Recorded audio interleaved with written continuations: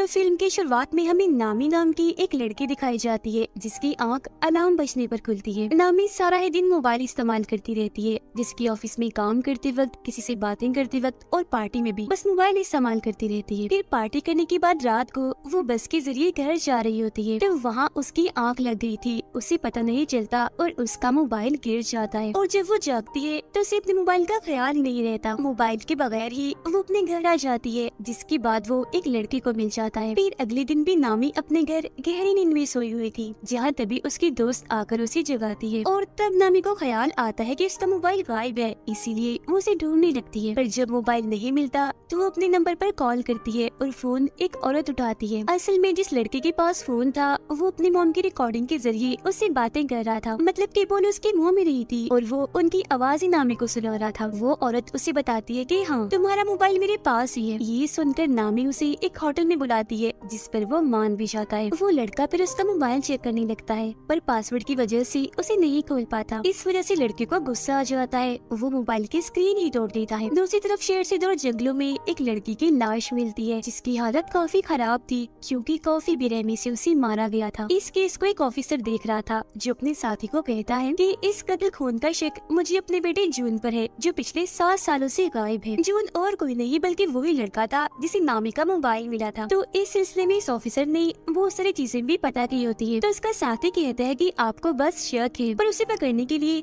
हमें सबूत इकट्ठा करने होंगे। उधर नामी अपने डैड के होटल में आकर उनसे मिलती है। उसे पता चलता है कि मेरे डैड का इंस्टाग्राम अकाउंट भी है, तो ये जानकर उसे काफी खुशी होती है। अब तभी नामी के पास उसी औरत की कॉल आती है जिसके पास उसका मोबाइल था। वो कहती है कि गलती से तुम्हारे मोबाइल की स्क्रीन टूट गई है, मैंने उसे ठीक करने के लिए मोबाइल की एक दुकान पर भेज दिया है, पैसे भी दे दिए, तो तुम उस दुकान पर जाकर अपना मोबाइल ले सकती हो। फिर थोड़ी ही देर बाद नामी अपना मोबाइल लेने के लिए उस दुकान पर पहुंच जाती है, जहां उसे जून भी दिखता है जिसने मास्क लगाया हुआ था। वो नामी के मोबाइल की डिटेल्स में उसका पासवर्ड भी पता लगवा देता है और फिर उसका मोबाइल ठीक करने के दौरान वो उसमें एक हैक करने वाला सॉफ्टवेयर भी डाल देता है और उसके मोबाइल का एक डुप्लीकेट फोन बनाकर नामी को दे देता है। वो फिर वहाँ से चली जाती है। अब जो नामी अपने मोबाइल पर कह रही थी वो सब जून भी देख रहा था, क्योंकि उसने नामी के मोबाइल को अपने कंट्रोल में कर लिया था और ये भी उसे चला सकता था। वो उसके चैट्स, इन्हीं मैसेजेस पर वो किससे बात करती है, कॉल्स, यहाँ तक कि खुद नामी पर भी कैमरा के जरिए नजर रख रहा था। फिर रात में जब नामी अपने डैड के होटल में काम करवा रही थी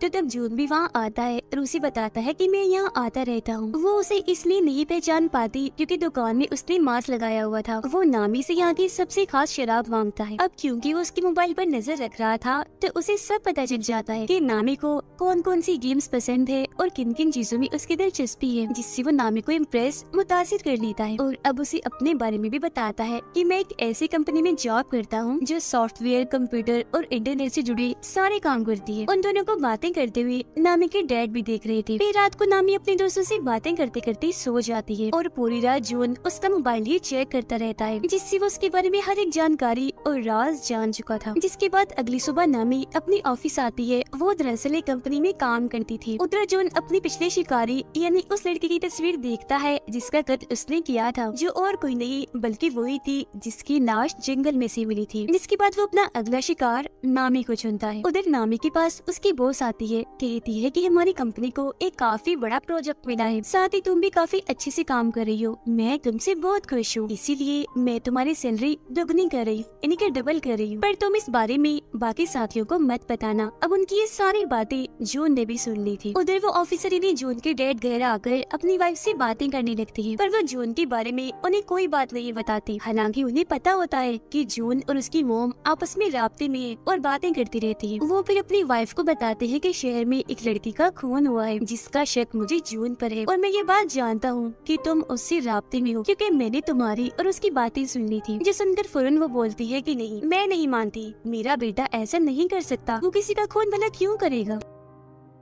ठीक इसी वक्त ऑफिसर के पास उनके दोस्त का मैसेज आता है जो कहते हैं कि मुझे जून की लोकेशन का पता चल गया है, यानी वो जहाँ रहता है उस जगह का पता। उधर नामी अपने प्रोजेक्ट पर काम कर रही थी, काफी खुश थी वो, जबकि जून उसके घर जाता है और उसकी सारी चीजों को चेक करने लगता है, जिनमें उसे नामी का दूसरा मोबाइल भी मिल जाता है, यानी वो एक नहीं 2 मोबाइल इस्तेमाल करती है। उधर ऑफिसर की साथी उन्हें बताती है कि जिस जगह के बारे में मैंने आपको बताया है, इन्हें जून की लोकेशन पता चला है कि वो वहाँ सबसे चोरी रह रहा है। तो वो ऑफिसर इन्हें जून की डेट उस जगह पर जाने के लिए अकेले ही निकल पड़ते हैं। वो जब वहाँ पहुँचते हैं तो घर के अंदर भी चले जाते हैं और हर जगह की तलाशी लेने लगते हैं। साथ ही उन्होंने यहाँ की तस्वीरें भी बना ली थी। मरने वाले लड़के की मोम के बारे में भी इन्हें पता चल जाता है। इतनी ही देर में जून भी बाहर आ गया था। वो ये बात जान चुका था कि घर के अंदर कोई घुस आया है, इसीलिए चुपके से जब वो अंदर झांकता है तो अपने डैड को वहाँ देख लेता है। अंदर उसके डैड को लाश के नाखूनों पर लगी नेल पॉलिश भी मिल जाती है, जिससे उन्हें पता चल चुका था कि ये खून मेरे बेटे जून ने ही किया है। अब चालाकी से जून अपने डैड को उस कमरे से बाहर बुलाता है और जब वो वापस दोबारा अंदर जाते हैं तो जून वहाँ की हर एक चीज, सबूत, सारे कागजात को बर्बाद कर चुका था। जून अब दोबारा से नामी के होटल में जाता है और उसके डैड से मिलकर उन्हें भी यही बात कहता है कि मैं यहाँ आता रहता हूँ और यहाँ की सबसे खास शराब मांगता है। उसे देखकर नामी के डैड समझ जाते हैं कि ये झूठ बोल रहा है, ये हमारा रेगुलर कस्टमर नहीं है, मतलब ये यहाँ रोज रोज नहीं आता। फिर वो नामी से बातें करने लगता है और रात को जब वो बाप बेटी घर जा रही थी तो उसके डैड नामी को कहते हैं कि जून एक नंबर का झूठा इंसान है, वो हमसे कुछ छुपा रहा है क्योंकि वो दूसरी बार आया है होटल में, उससे पहले कभी भी नहीं आया, मुझे वो ठीक नहीं लग रहा, तो तुम उससे दूर रहो। जिस पर वो कहती है डैड मुझे तो ऐसा कुछ नहीं लगता, पर ठीक है मैं इससे दूर रहूंगी। अब उनके बीच की ये सारी बातें जून ने भी सुन ली थी। रात को नामी अपने दोस्त के साथ थी, वो उसे भी जून के बारे में बताती है कि अगर वो थोड़ा सा हुलिया बदले यानी बाल छोटे करवा ले और चश्मा उतार दे तो वो बहुत ही प्यारा लगेगा। उसकी दोस्त कहती है कि मैं भी उसे देखना चाहती हूँ। तब नामी उससे वादा करती है कि ठीक है मैं तुम्हें उससे मिलवा दूंगी। ऑफिसर मरने वाले लड़के की मोम से आकर मिलती है, जहाँ वो इन्हें बताती है कि मेरी बेटी का मोबाइल कहीं गिर गया था, फिर उसकी स्क्रीन टूट गई और मेरी बेटी को मोबाइल पर एक मोबाइल की दुकान से मिला था, जिसके बाद से ही उसके साथ अजीबोगरीब चीजें होना शुरू हो गई थी और उसके बाद फिर किसी ने उसे मार दिया। तब वो लड़के की मोम से वादा करती है कि आप परेशान ना हो, उसके खूनी को हम ढूंढ कर ही रहेंगे। नामी के डैड पर जब किसी काम से बाहर आते हैं तो जून उन पर हमला करके उन्हें पकड़ लेता है। इसी रात पुलिस को जंगल में से एक साथ 8 लाशें मिलती है, जिस वजह से ऑफिसर को काफी दुख होता है। फिर सुबह जब नामी की आँख खुलती है तो वो देखती है कि उसकी बॉस की तकरीबन 8 कॉल्स आई हुई है। साथ ही उसे अपने मोबाइल पर बहुत सारे मैसेजेस भी मिलते हैं, जिनमें उसने अपने दोस्तों को काफी बुरा भला कहा होता है। इसके अलावा अपने बॉस के बारे में भी काफी उल्टी सीधी बातें की हुई थी। एक पोस्ट भी डाली थी जिसमें उसने बता दिया था कि बॉस ने मेरी सैलरी दुगनी कर दी है। फिर वो अपने ऑफिस जाती है, जहाँ उसकी टीम उससे काफी नाराज थी। वो सबको बताती है कि मैं नहीं जानती वो सब किसने किया, क्योंकि मैंने तो एक भी मैसेज, एक भी पोस्ट नहीं की, पर कोई भी उसकी बात का यकीन नहीं करता और उसे वहाँ से निकलने का कहती है। वो अपनी बॉस से भी बात करती है, पर उसकी बॉस ने भी जॉब से उसे निकाल दिया होता है। वो उन्हें भी काफी समझाने की कोशिश करती है कि देखिए मेरी बात का यकीन करें, कोई भी पोस्ट, कोई भी मैसेज मैंने खुद से नहीं किया, मुझे लगता है किसी ने मेरा मोबाइल हैक कर लिया है, कोई मुझे फंसा रहा है, मतलब मेरे मोबाइल को कोई अपने कंट्रोल में लेकर चला रहा है, तो जरूर उसी ने किया होगा। जिस पर उसकी बॉस उसे ये साबित करने का कहती है और धक्के मारकर उसे वहाँ से निकाल देती है। इस चीज से उसे काफी दुख होता है। वो सीधा अपने दोस्त के पास जाती है और उसे सबके बारे में बताकर काफी रोने लगती है।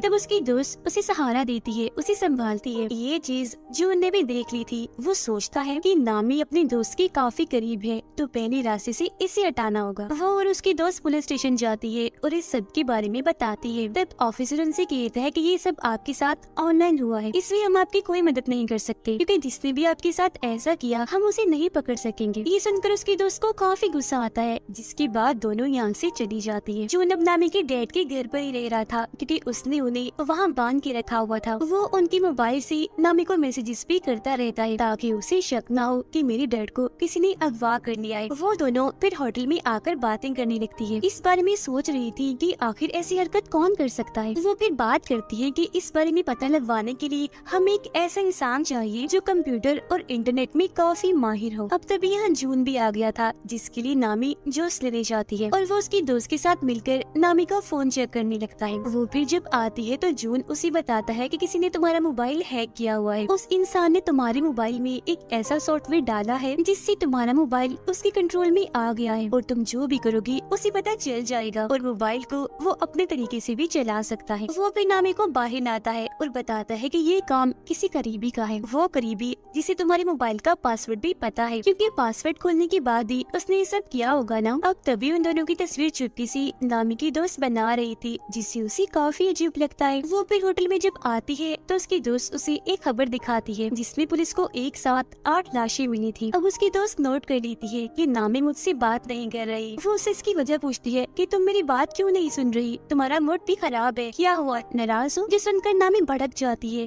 कहती है कि मुझे तुम पर शक है, ऐसा मेरे साथ तुमने किया होगा क्योंकि मेरी पासवर्ड तो सिर्फ तुम ही जानती हो। जो सुनकर उसकी दोस्त को काफी बुरा लगता है। वो कहती है कि तुम कल के आए उस लड़के जून की वजह से मुझ पर शक कर रही हो। ठीक है, अगर तुम्हें ऐसा ही लगता है तो मैं तुमसे दूर चली जाती हूँ। इतना कहने के बाद वो नामी से अपनी दोस्ती तोड़कर चली जाती है। वो काफी दुखी थी, रो रही थी और ये चीज जून भी देख लेता है। उधर पुलिस मरने वाले लोगों की लाशें जब उठा रही थी तब उनका सामान भी देखा जाता है, जो देखकर ऑफिसर काफी परेशान हो गए थे। तब उनका साथी कहते हैं कि ये काम आपका बेटा ही कर रहा है, हम जानते हैं, तो हमें उसे पकड़कर रोकना होगा जल्द से जल्द क्योंकि चीजें काफी आगे तक निकल गई हैं। तब ऑफिसर कहती है तो सबसे पहले तुम उस मोबाइल की दुकान को ढूंढो जहाँ जून काम करता है, जिस पर उसका साथी हाँ बोलता है और ये दोनों वहाँ से निकल जाते हैं। नामी होटल में बैठी अपनी और अपने दोस्त की वीडियो देख रही थी। वो काफी दुखी थी और अपना मोबाइल गिरा देती है जिससे स्क्रीन फिर से टूट जाती है। उधर ऑफिसर और उनके साथी को जो उनकी मोबाइल्स की दुकान मिल जाती है, पर उसने यहाँ की हर चीज को तबाह बर्बाद कर दिया था। लेकिन कुछ पेपर्स के जरिए उन्हें 8 कस्टमर्स के बारे में पता चलता है जो और कोई नहीं बल्कि वही लोग थे जिनकी लाशें इन्हें मिली थी। ऑफिसर बताते हैं कि मुझे 9वीं लड़की की डिटेल्स भी पता है जो मरने वाली है और वो डिटेल्स मुझे जून के घर से ही मिली थी, तो अब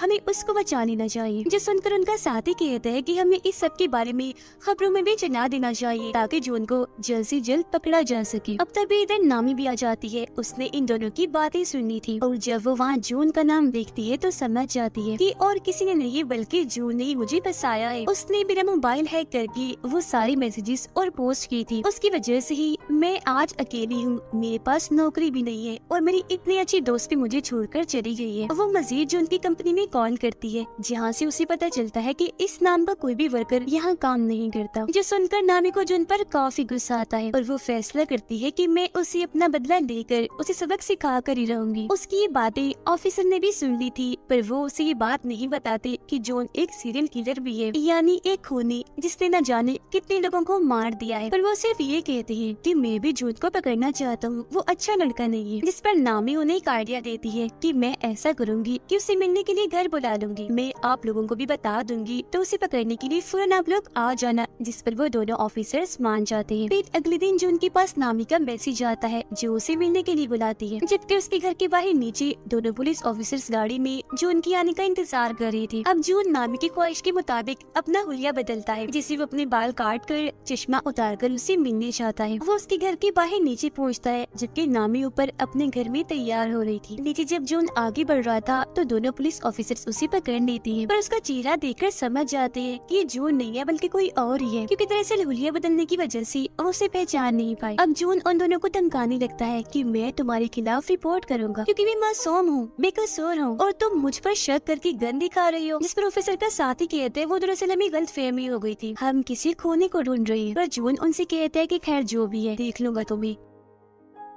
इतना कहने के बाद वो वहाँ से चला जाता है, जबकि दोनों ऑफिसर्स ऊपर आकर नामी से मिलती है। वो उन्हें बताती है कि जो उनका मैसेज आया है उसका कहना है मैं मसरूफ हूँ, आज बाद में मिलूंगा। वो फिर कहते हैं कि मैं अपना मोबाइल ठीक करने के लिए दे रही हूँ, तब तक दूसरा मोबाइल इस्तेमाल करूंगी और जब मेरा पहला मोबाइल मुझे मिल जाएगा हम उसे पकड़ लेंगे, जिसके लिए ऑफिसर्स भी मान जाते हैं। अब ऑफिसर के पास पुलिस स्टेशन से कॉल आती है। एक ऑफिसर उन्हें बताता है कि ये बात अब सबको पता चल गई है कि ये सारे खून और किसी ने नहीं बल्कि आपकी बेटी जून ने की है, तो अब से आपको इस केस से दूर रहना होगा ताकि आपको कोई खतरा ना हो। जो सुनकर वो काफी परेशान हो जाती है। अब नामी अपने दूसरे मोबाइल को निकाल कर उसमें अपनी सिम डालती है और ऑन करके उसे चलाकर बाहर आती है। ऑफिसर उसे कहते हैं कि तुम्हारी जान को भी खतरा है तो तुम भी किसी ऐसी जगह पर चली जाओ जहाँ तुम महफूज रह सकती हो। तो वो कहती है कि मैं अपने डैड के घर चली जाती हूँ, वो ही मेरे लिए ठीक जगह होगी। जिसके बाद वो ऑफिसर्स के साथ वहाँ जाने के लिए निकल जाती है। वो जब वहाँ पहुँचती है तो ऑफिसर उसे अपना कार्ड देता है, जिस पर वो कहती है कि ठीक है कुछ भी हुआ मैं आपसे राब्ता करके बता दूंगी, और घर के अंदर चली जाती है। अंदर आने के बाद वो अपने डैड को आवाज लगाने लगती है कि मैं आ गई हूँ। फिर अपने कमरे में जाकर जब वो मोबाइल इस्तेमाल कर रही थी तो उसे जून के नए नंबर से मैसेज आता है। वो जब उसे कॉल करती है तो फोन बजने की आवाज उसे यही इसे घर से आ रही थी। वो चौंक जाती है और फौरन ऊपर जाकर चेक करती है, पर वहाँ पर कोई भी नहीं था। लेकिन वो फिर भी डर गई थी, इसीलिए ऑफिसर को फौरन कॉल करने लगती है। पर तभी उसका मोबाइल अपने अपने आप ही चलने लगता है। जो देख वो समझ गई थी कि जून ने इस मोबाइल को भी हैक कर लिया है। उसे अपने डैड की फिक्र होने लगती है, तो वो उन्हें हर जगह ढूंढ रही थी जहाँ उसे जून मिल जाता है। वो कहता है कि अगर तुम अपने डैड को जिंदा देखना चाहती हो तो दोनों ऑफिसर्स को अभी मैसेज करो कि मैं यहाँ बिल्कुल ठीक हूँ, महफूज हूँ, तो आप फिक्र मत करना, हम 2 दिन के बाद मिलेंगे। अब ना चाहते हुए भी नामी अपने डैड की जान बचाने के लिए उन्हें ये मैसेज कर ही देती है। वो यहाँ उसे पूछती है कि मैंने तुम्हारा क्या बिगाड़ा था, तुमने मुझे ही क्यों पकड़ा? तो वो बताता है कि मुझे तुम्हारा मोबाइल बस में से मिला था, तो इसीलिए मैंने तुम्हें अपना शिकार चुना, क्योंकि जाहिर है मोबाइल के जरिए मुझे तुम्हारे बारे में सब पता चल सकता था, तो भला मैं तुम्हें फिर कैसे छोड़ता। फिर वो नामी को बाथरूम में उसके डैड के पास लाता है जहाँ उन्हें बांध के रखा हुआ था। वो उन्हें मारने की धमकी देता है। तब नामी कहती है कि तुम मेरे डैड को मत मारो प्लीज, मैं कुछ भी करने को तैयार। जो सुनकर जॉन उसे खुद को टेप की मदद से बांधने का कहता है, और जब नामी उसकी मदद से ऐसा कर लेती है तो वो उसके डैड को डुबोकर मारने के लिए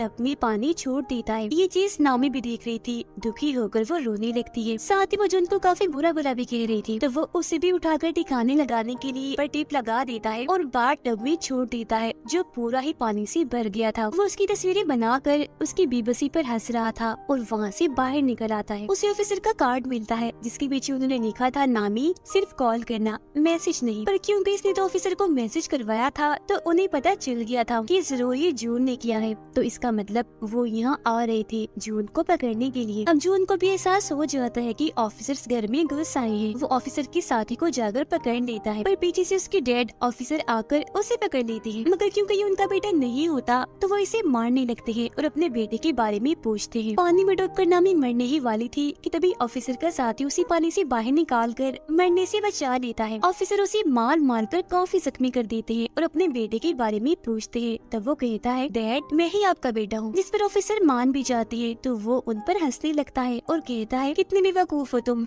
अपने बेटे की पहचान भी नहीं है। ये सुनकर ऑफिसर भड़क जाते हैं और उसे दोबारा से मारने लगते हैं। उधर नामी को भी होश आ गई थी। वो देखती है कि ऑफिसर के साथी उसके डैड को होश में लाने की कोशिश कर रही है, पर वो उठ ही नहीं रही। ऑफिसर फिर जो उनका बैग चेक करती है जिसमें से उन्हें जो उनके सारे शिकारों का सामान मिलता है, यहाँ तक कि 0 नंबर वाले शिकार का भी, इन्हीं सबसे पहले वाले शिकार का, जो कि असल में और कोई नहीं बल्कि उनका बेटा जून था। इस कोने के पास ऑफिसर की वाइफ और उसके बेटे की सारी डिटेल्स मौजूद थी। इन्हें जो 7 साल पहले गायब हो गया था, असल में वो गायब नहीं हुआ था, 7 साल पहले ही इस कोने ने उसे मार डाला और तभी से जून की पहचान देकर इन्हें जून बनकर लोगों को मार रहा है। ये जानकर ऑफिसर को काफी दुख होता है, इसीलिए वो गन लेकर खूनी को मारने के लिए जाते हैं। खूनी उन्हें बताता है कि मैं आज भी जून बनकर तुम्हारी वाइफ से बात करता हूँ। कितने भोले हो आप लोग, पता लगवा ही नहीं पाए कि जिसे तुम बात कर रहे हो अपना बेटा समझकर वो तो तुम्हारे बेटे का असली कातिल है। उसकी ये सारी बातें नामी भी सुन लेती है। वो गुस्से से भरी बाहर आती है, ऑफिसर से गन छीनकर उस खूनी को मार देती है। वो फिर देखती है कि मेरे डैड को होश आ गई है, मतलब कि वो जिंदा है। इस बात से जज्बाती होकर वो अपने डैड के गले से लगकर काफी रोती है। फिर उसका इलाज करने के लिए उसे एम्बुलेंस के जरिए